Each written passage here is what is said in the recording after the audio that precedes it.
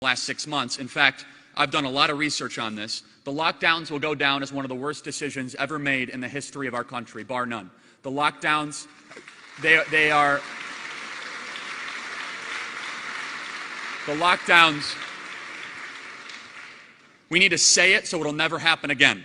I'm going to say some things that some people might deem controversial, but whatever. The lockdowns are a luxury of the rich.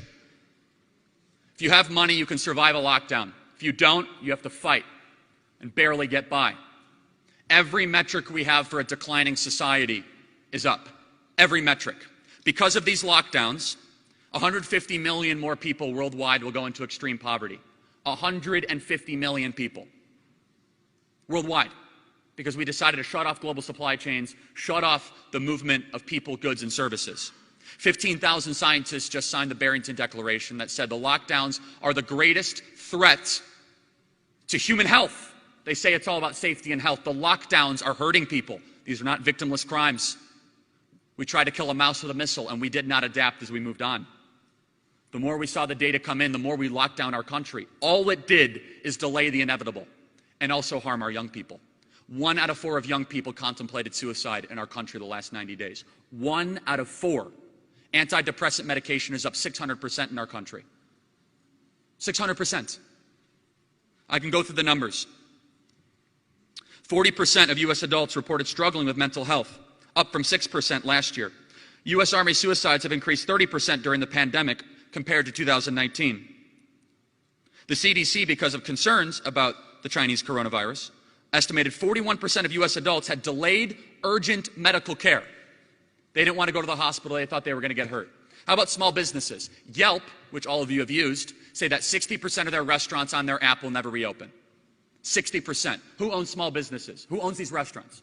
All of you guys out here. You guys know how hard it is. You have to deal with the city, the local, the county government, convince people to come back in. The backbone of the American entrepreneurial experiment are middle-class people taking a small risk that have 5 to 10 employees, and we crushed them. And what happened to the ruling class in this country?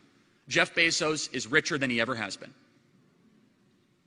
The wealthy and the rich, God bless them, most of which have been able to survive this quite well. It is the collectivist class that has been calling the shots in this country that hurt the little guy through these lockdowns. And they say, well, it's to stop the spread. That's a lie. Never would you ever be able to stop the spread. You're just delaying the inevitable.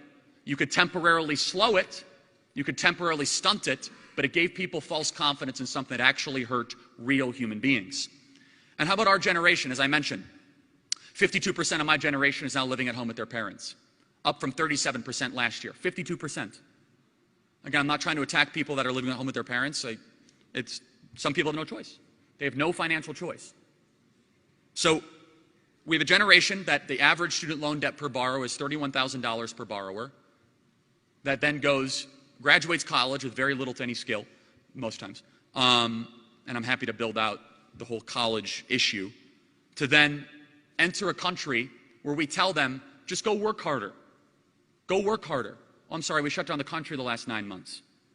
And what we are playing with right now in Western society, if we do not fully reopen our economies and fully reopen our schools, will be irreparable damage to the backbone of our republic that will only give license to a socialist demagogue to get power.